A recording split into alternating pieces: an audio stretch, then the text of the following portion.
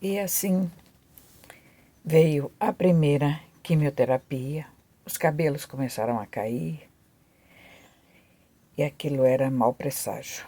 Paulina ficou triste, se sentia como uma árvore que perde as folhas no inverno. Mas a quimio foi boa, ela ficou bem, ela aceitou todo o tratamento. Passou o tempo, ela volta ao médico, o médico pede a segunda quimio. Ela volta a fazer a quimio, só que dessa vez agora ela vai no carro de Guilherme. E ela faz a segunda procedimento, passa os dias de vômito, de dores, de desânimo, e ela volta a ficar bem de novo. Todos nós pensávamos que o fim de Paulina seria algum problema do estômago, do intestino, já por causa do que levou a mãe dela, muito jovem. Mas ninguém imaginava que poderia ser os pulmões dela tão comprometidos. E acontecia que, por causa de Paulina ser uma pessoa de muita fé, ela começou a aceitar orações, reza de todo mundo. E aí o esposo a convenceu de receber uma reza, um benzimento de um certo senhor. E ela foi, na inocência. E a pessoa benzeu ela. Só que chegando lá, era o sítio, o pedaço de terra, o terreno que João tinha comprado. Ela estava bem, né? Ela aceitou ir, bebeu água, ela ficou satisfeita com o lugar, tinha muito verde, um lugar assim, afastado da cidade. Ela até elogiou para mim a água da mina, que era pura, límpida, uma água muito boa, ela bebeu da água. Esse senhor fez os benzimentos lá nela e o João foi e fez uma promessa de que ela ia vestir de branco até ficar curada. Aí ela trocou todas as roupas por roupas brancas, até eu levei um tecido para ela, um veludo branco, para ela fazer um casaco, ela fez uma saia, fez uma roupa para ela vestir. Então ela estava costurando para ela, estava bem já, assim. Aí o médico pediu para ela fazer novos exames, acho que foi ultrassom do pulmão e tudo, para ver como é que estava o andamento da doença, porque ela foi e falou para o médico que ela estava curada. Aí o médico fez todos os exames e falou para ela mandar alguém lá para pegar os exames, para conversar com ele e tudo. Aí que ela não precisava ir. Aí o filho caçula foi. Aí chegou lá conversando com o médico foi e falou para ele a verdade. Falou, olha, sua mãe está condenada, o pulmão dela já quase não existe mais. Então, será questão de dias, de um tempo. Não adianta tratar, não adianta cuidar, não adianta mais nada. E realmente a fé dela não serviu para nada, o benzimento e tudo. E aí ela foi. Só que o meu irmão não chegou em casa e foi contando. Se alguém dos irmãos quisesse saber, ele falava, tá do mesmo jeito. Mas do mesmo jeito como? E aconteceu que nosso pai, muito brincalhão, muito sem graça, um dia falou para ela assim que ele tinha tido uma ideia, ia fazer um motel lá naquele sítiozinho, naquele terreno que ele havia comprado. Eu não sei se ele falou de brincadeira ou se ele era verdade. Naquele tempo eu não sabia se era verdade.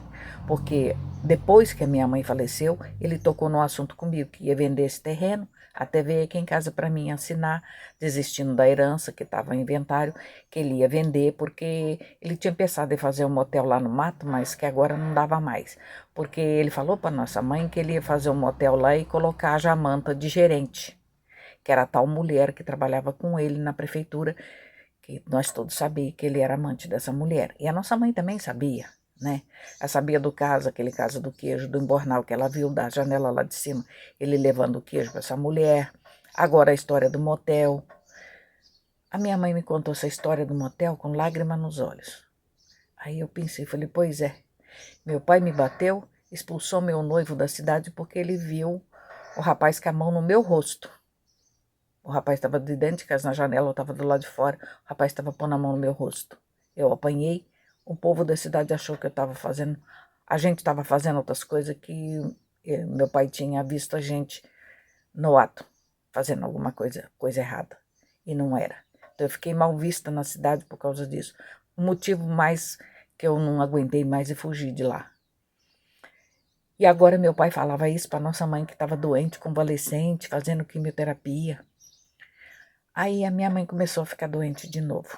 Eu não sei se foi essa história, eu sei que foi acumulando problemas e nosso pai bebia aquelas bebidas dele lá naquele armário velho no corredor debaixo da escada, não sei. Eu sei que de repente ela começou a... O médico avisou que ela não ia ficar, que ela não estava curada. Aí veio a terceira quimioterapia. Aí ela ficou ruim, não recuperava. Aí os filhos diziam para ela, não mãe, força, você recuperou das outras vezes, você vai recuperar. Mas parece que ela tinha perdido a vontade de viver, a fraqueza e a doença, e não teve outro jeito. Paulina foi piorando, foi piorando. Eu cheguei a ir lá visitá-la, eu ia de ônibus, porque talvez meu marido não podia, minhas crianças estavam na escola. Houve uma época que eu cuidava de uma criança, que eu cuidei de criança há uns tempos para ganhar dinheiro para ajudar meu marido, meus filhos poder estudar, fazer faculdade, tudo isso. E eu cheguei a ir lá visitar minha mãe, não tinha com quem deixar essa menininha, a Michele, eu levei comigo. Muito engraçado que ela chegou lá, ficava chamando a minha mãe de vó. A mãe da criança permitiu que eu fosse e levasse ela comigo, porque a mãe trabalhava e não tinha com quem deixar, e eu cuidava da menina. Então, eu levei a Michele comigo. Então, eu ia sempre visitar minha mãe. E minha mãe, eu notava que ela não estava bem. Aí, já ultimamente, a última visita que eu fiz para ela antes do suspiro final foi que eu estava no quarto. Eles tinham mudado ela de quarto, porque a casa ela é enterrada no barranco. A casa era úmida e tinha ácaro dentro de casa. Aí pôs ela no quarto da frente, onde era o quarto do meu irmão. E eu estava no quarto com ela, a gente estava conversando, eu estava sentada numa cadeira assim, perto da cabeceira dela. Aí ela estava coberta com lençol, estava um dia muito calor, e ela estava com os pés para fora do lençol aparecendo. Os pés dela já estavam assim, verdes, necrosado, já da doença, né? Que não tinha mais a circulação, a qualidade sanguínea dela já não era mais normal. E aí meu pai, João Batista, sentou assim nos pés da cama. Aí ele levou a mão assim para fazer um carinho no pé dela. Quando ele pôs a mão no pé dela, ela puxou o pé para debaixo do lençol. Aí ele ficou assim um pouco triste, né? Eu olhei para ele. Aí ele levantou dali e foi lá para fora. Saiu de casa. Aí ela foi... Eu notei que ela já estava cochilando, quase dormindo. Eu levantei e fui aonde meu pai estava, lá no corredor, no famigerado armarinho de bebida dele. Aí eu vi ele enchendo um copinho assim e bebendo. Aí ele falou para mim, sua mãe não gosta mais de mim. Eu tento fazer um carinho nela, agradar ela se retrai toda, não quer. Aí eu falei para ele, pai, o senhor sabe o quanto ela tem sofrido, o quanto ela já sofreu junto com o senhor para manter esse casamento. Então o senhor faz o seguinte, não põe a mão nela não. O senhor só põe a mão nela se ela pedir. Ou se o senhor vê que ela caiu, for catar, ela está desmaiada, alguma coisa, mas não queira fazer carinho nela, ela estando sem necessidade, porque ela não está satisfeita com isso. O senhor fica em casa, fica perto dela, fica por ali, para que ela, olhando, veja que o senhor está por perto. Caso ela precise de alguma coisa, ela vai pedir. Se ela não pedir, por favor, não ponha a mão nela, porque isso para ela é um sofrimento, ela não gosta de falsidade. Aí ele falou, tá. Aí desde esse dia ele começou a ficar presente, ele começou a faltar no trabalho, porque ele trabalhava de manutenção na prefeitura. Ele não estava mais indo para o trabalho. E assim, eles foram vivendo aqueles dias e chegou o tempo, de novo, que o meu filho, no colégio, ele estava fazendo já o 2º grau para ingressar na faculdade, que ele teria uma semana de folga e não precisaria ir frequentar a escola. Aí ele foi para lá, né, para visitar a avó, ficar com o tio, porque ele e meu irmão não tinha muita diferença de idade, tinha as mesmas ideias. Aí ele foi, aí ele ligou para mim, dizendo que a avó não estava bem, que a avó gemia quando eu estava dormindo, que ele chegou aí no quarto, chamar pela avó para saber que dor que ela estava sentindo, se ela precisava de alguma coisa. Ele chamou e ela não atendeu, ela estava dormindo. Quer dizer, ela não gemia acordada para não preocupar os filhos, ela gemia dormindo. E aí ele ligou contando para mim, falou, ela não está bem, ela está sentindo muita dor. E aí passou uns 2 dias, aí eu liguei de volta, ele ligou para mim de novo para falar, eu perguntei como é que a avó tá, e falou, parece que ela melhorou um pouquinho, ela tá um pouco melhor. Aí a gente conversou um pouquinho, não conversou muito, porque meu marido não gostava, porque aquele tempo interurbano era caro, né? Aí eu falei para ele, no outro dia eu ligava. Aí quando foi no outro dia, cedo, eu liguei para ele para saber como é que ele tá, como é que a avó tava, ele falou, mãe, a avó tá muito ruim. Aí piorou. Falei, mas ontem você disse que ela estava bem. Ele falou, tava. Ontem até ela comeu, levantou, mas hoje ela tá muito mal. Tá mal mesmo, que eles estão arrumando um carro para levar ela de volta para o hospital. Aí, eu passei o dia todo, quando foi de tarde eu liguei e falou, ela não melhorou. Aí, quando eu fui dormir preocupada e tudo, mas não tinha nada que pudesse fazer. Quando foi no outro dia cedo, meu filho ligou para mim dizendo, mãe, a avó faleceu. Não teve jeito, não.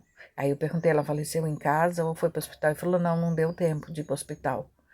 Ela pediu que queria ir para o hospital. Quando chegou, o meu avô e o tio juntaram para carregar ela, porque ela já não estava andando mais de fraqueza. Quando chegou na porta, ela pediu para voltar para dentro. Eles colocaram, eu ajudei, porque ela desmaiou. Eu ajudei o vô e o tio. A gente colocou ela no sofá. Eu segurei a cabeça dela, foi o último suspiro. Ela foi embora.